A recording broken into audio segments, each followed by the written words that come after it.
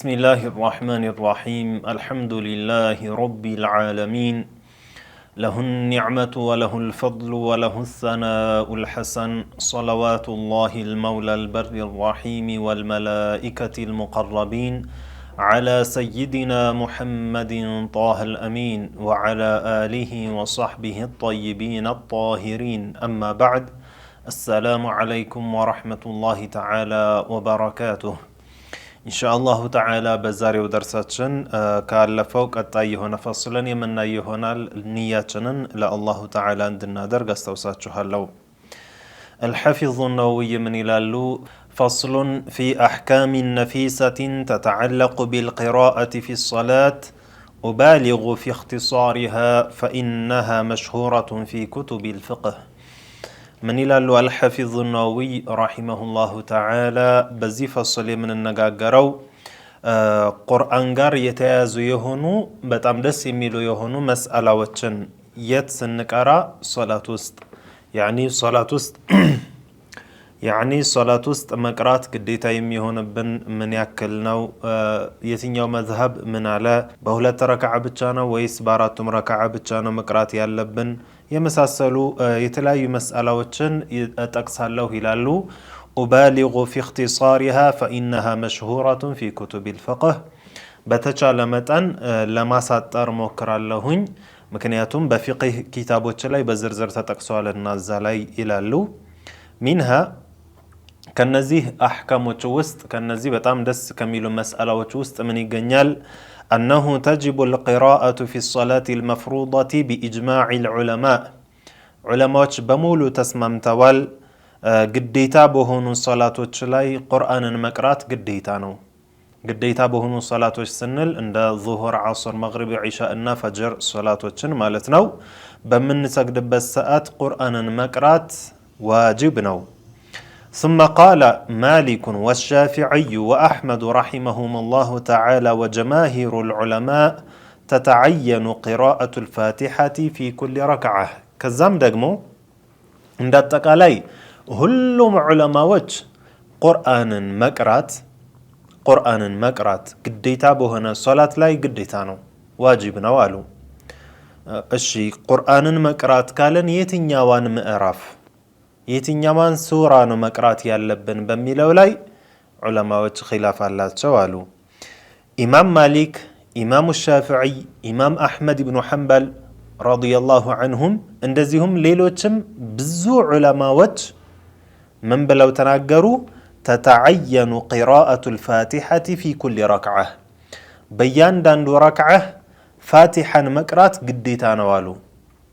ቁርአን እንዳጠቃላይ ነው። የትኛዋን ምዕራፍ በሚለው ዙሪያ ላይ ደግሞ እንዳልኳችሁ ኢማም ማሊክ፣ ኢማም ሻፊዒ፣ ኢማም አሕመድ ኢብኑ ሐንበል እና ጀማሂሩል ዑለማ ምናሉ ፋቲሐን መቅራት ሱረቱል ፋቲሐን የፋቲሐን ምዕራፍ መቅራት በሁሉም ረክዓ ላይ ሶላት ላይ ግዴታ ነው አሉ። وقال أبو حنيفة وجماعة لا تتعين الفاتحة أبدا በኢማም አቡ ሐኒፋ እና በአንዳንድ ዑለማዎች ዘንድ ደግሞ ቁርአንን መቅራት አው ዋጅብ ነው ግዴታ ነው፣ ግን ፋቲሐ ግዴታ ይሁን ተብሎ ተዕይን አይደረግም፣ ተለይቶ ፋቲሐ ነው አይባልም ብለዋል አሉን።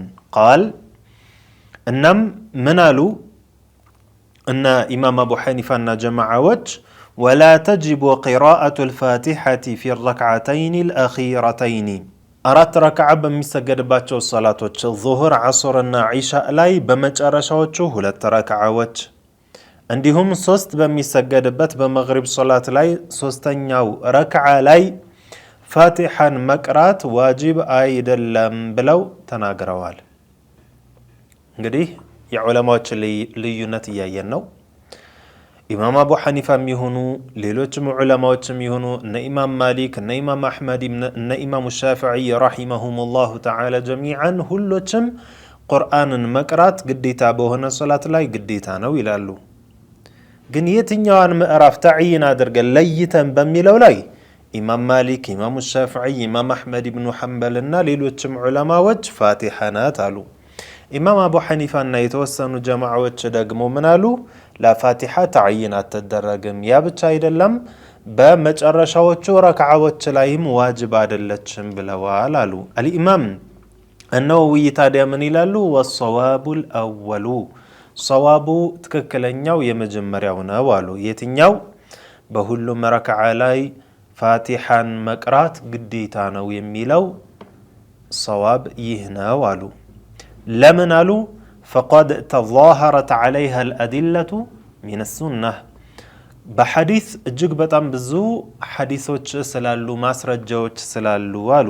ويكفي من ذلك ከነዚህ ሐዲሶች ውስጥ ይበቃል አሉ እንደ ማስረጃነት ምን قوله صلى الله عليه وسلم في الحديث الصحيح ነብዩ عليه الصلاة والسلام صحيح በሆነ ሐዲስ ማለታቸው ምን لا تجزئ صلاة لا يقرأ فيها بأم القرآن أم القرآن يا قرآن النات يهونتشو سورة الفاتحة ያልተቀራችበት የሆነ ሶላት በቂ አይደለም አይበቃም አሉ ነብዩ አለይሂ ሰላቱ ወሰለም። ያኒ ፋቲሓ ያልተቀራበት ሶላት ልክ አይደለም አሉ ሐቢባችን ነብዩ ሙሐመድ አለይሂ ሰላቱ ወሰለም።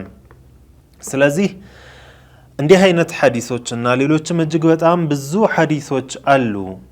መሰለን ኢብኑ ሐጀር በሌላ ለፍዝ የዘገቡት አለ ፈትሑል ባሪ ላይ ምን ብለው لا تقبل صلاة لا يقرأ فيها بأم القرآن ሱረቱ الፋቲሓ ያልተቀራበት የሆነ ሶላት ተቀባይነት የለውም የሚል በዚህ ለፍዝም ዘግበውታል። በሌሎችም ዘገባዎች መጣውላናልና ፋቲሓ ያልተቀራበት ሶላት ልክ አይሆንም ማለት ነው። وأجمعوا على استحباب قراءة السورة بعد الفاتحة في ركعتي الصبح والأوليين من باقي الصلوات سلازي فاتحا مقرات واجب نو قديتا نو عند سو صلاة لمسجد قومو فاتحا سايقرا ركوع بيادرق الصلاة لك هونم سلازي فاتحا مقرات قديتا نو فاتحا مقرات مالت من مالت نو كذبا في تنقاقرنال ሸዳዎችን ጠብቆ መሳቢያዎችን ጠብቆ ሐርፎችን ፊደሎችን ከመውጫቸው ማውጣትን ተጠንቅቆ ሷድን ከሲን ለይቶ ዛይን ከዛል ለይቶ እንደዚሁም ዳድን ከዳል ለይቶ የመሳሰሉትን በትክክል እያወጣ መሆን አለበት የሚቀራው እንዳየነው ማለት ነው።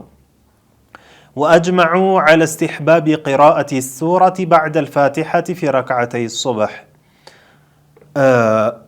ፋቲሓን መቅራት ግዴታ ከሆነ በኋላ ከሷ በኋላ ደግሞ ሌላን ምዕራፍ መቅራትስ ከሱረቱል ፋቲሓ በኋላ ሌላን ምዕራፍ መቅራት በሱብህ በሁለቱ ረክዓዎች ማለት ነው ፋቲሓን ከቀራም በኋላ እንደዚሁም ደግሞ ከሱብህ ሶላት ውጭ ባሉት ሶላቶች ደግሞ በዙሁር በዐስር በመግሪብና በዒሻ ሶላቶች ደግሞ በመጀመሪያዎቹ ሁለት ረክዓዎች ላይ ፋቲሓን ከቀራም በኋላ ሌላ ምዕራፍን መቀጠል ሌላ ሱራን መቅራት ይህ ደግሞ ሙስተሐብ ነው ይላሉ።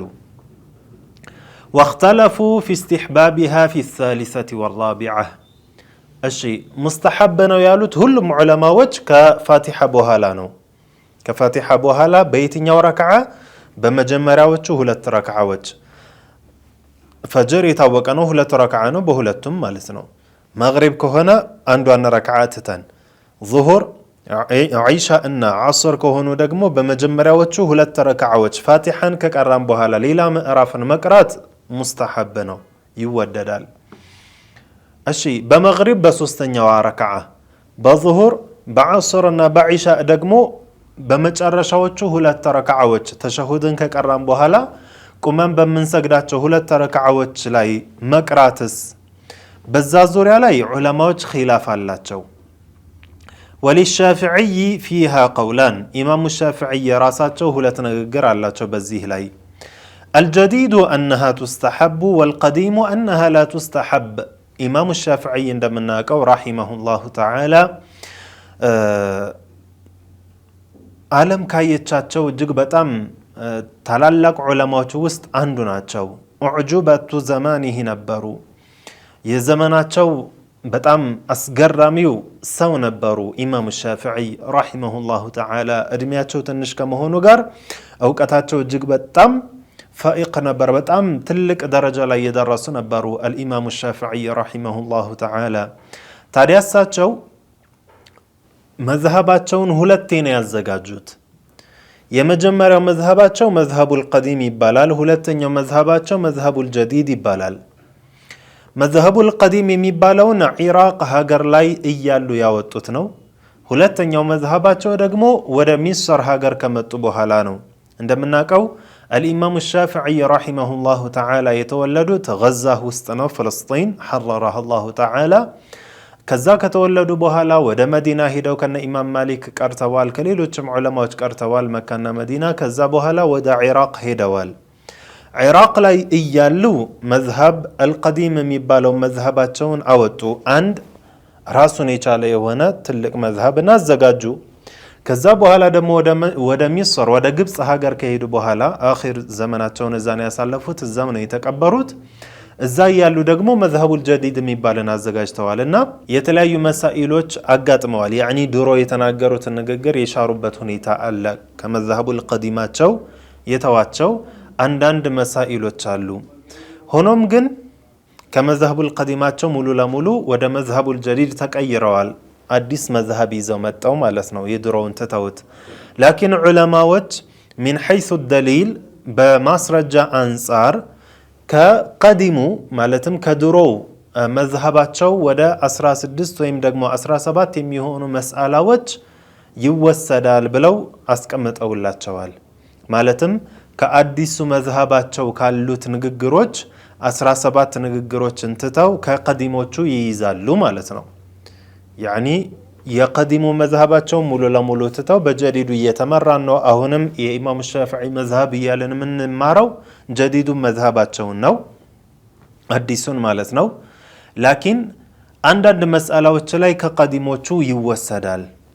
ምክንያቱም በማስረጃ እነዛ ጠንካራ ስለሆኑና ኢማሙ ሻፊዒ በዚህ ጉዳይ ላይ አሁን ባለንበት በመግሪብ ሶላት በሶስተኛው ረክዓ፣ በዙሁር በዐስርና በዒሻ ሶላት ደግሞ በመጨረሻዎቹ ሁለት ረክዓዎች ፋቲሐን ከቀራም በኋላ ሌላ ምዕራፍን መቅራት በሚለው ዙሪያ ላይ ቀዲሙ ላይ ምን ይላሉ?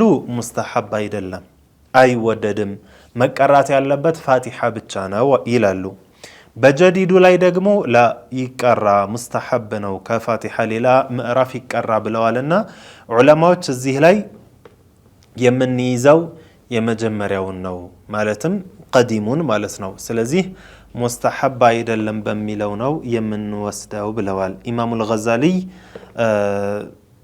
እንደዚሁም ሌሎችም ዑለማዎች በዚህ ዙሪያ ላይ የተናገሩት ነገር አለ። ኢማም አነወዊይም የሚወስዱት ያንን ንግግር ነው። ስለዚህ ሙስተሐብ አይደለም ማለት ነው። በመግሪብ ሶስተኛው ረክዓ፣ ዙሁር፣ ዐስርና ዒሻእን ስንሰግድ በመጨረሻ ሁለት ረክዓዎች ላይ ፋቲሐን ብቻ ነው የምንቀራው ማለት ነው። ቃለ አስሓቡና ወኢዛ ቁልና ኢነሃ ቱስተሐቡ ፈላ ኺላፈ አነሁ ዩስተሐቡ አን የኩነ አቀለ ሚነል ቂራአቲ ፊል አወለይን። ከዛም የኢማሙ ሻፊዒ መዝሀብ ዑለማዎች ምን አሉ? እንደው የኢማሙ ሻፊዒይን ጀዲዱን መዝሀባቸውን እንያዝና በመጨረሻዎቹ ረክዓዎች ከፋቲሐ በኋላ ሌላ ምዕራፍን መቅራት ሙስተሐብ ነው ብለን ከተናገርን ምንም ጥርጥር የለውም በመጨረሻዎቹ ረክዓዎች የምንቀራቸው ምዕራፎች በመጀመሪያዎቹ ረክዓዎች ከቀራናቸው ምዕራፎች ያነሱ መሆን አለባቸው በመጠናቸው። መሰለን በመጀመሪያዎቹ ላይ እንደነ ወዱሃ አይነት ምዕራፎችን ቀርተን ከሆነ ከፋቲሐ በኋላ በመጨረሻዎቹ ላይ ደግሞ አነስ ያሉትን እንደ አለም ተራ ሊሆን ይችላል፣ ወይም ለኢላፊ ቁረይሽ ሊሆን ይችላል፣ ወይም ደግሞ ሱረቱል ኢኽላስም ሊሆን ይችላል። አነስ እያደረግን መሄዳችን ሙስተሐብ መሆኑ ጥያቄ የለውም ይላሉ። ቃሉ ከዛም ዑለማዎች ምን አሉ? ወተኩኑ ልቂራአቱ ፊ ሳሊሰቲ ወራቢዐቲ ሚንሁ ሰዋአን። ሶስተኛውና አራተኛው ረክዓ ላይ የምንቀራቸው ደግሞ እኩልም ቢሆኑ ችግር የለውም ይላሉ። ስለዚህ እንዴት ነው አሁን የምንቀራው ማለት ነው? አራት የሚሰገድባቸውን ምሳሌ ዙሁርን ስንሰግድ በመጀመሪያ ሁለት ረክዓዎች ከሱረቱል ፋቲሓ በኋላ ሌላን ምዕራፍ መቅራታችን ሙስተሐብ ነው፣ ጥርጥር የለውም። ከዛ በኋላ በመጨረሻዎቹ 2 ረክዓዎች ደግሞ በመቅራት ዙሪያ ኺላፍ እንዳለው ሆኖ እንደው እንቅራ ቢባል ሁለቱ ላይ የምንቀራቸው ምዕራፎች ከፋቲሓ በኋላ መጀመሪያ ከቀራናቸው አጠር ያሉ መሆን አለባቸው። እነዚህ ሁለቶቹ እኩል ርዝመት ያላቸው እንኳን ቢሆን ችግር የለውም፣ ግን እንደ ማጠር ከመጀመሪያዎቹ አጠር ማለት አለባቸው ይላሉ። እሺ መጀመሪያ የምንቀራቸውስ وهل تطول الأولى على الثانية ሁለተኛዋ ከመጀመሪያዋ ትረዝማለች ወይስ አትረዝምም በሚለው ደግሞ ምን አሉ ዑለማዎች? አንደኛው ፊሃ ወጅሃን አሉ፣ ሁለት ንግግር ነው ያለው። አንደኛው ንግግር ሁለተኛዋ ረክዓ ከመጀመሪያው መርዘም አለበት ያሉ አሉ።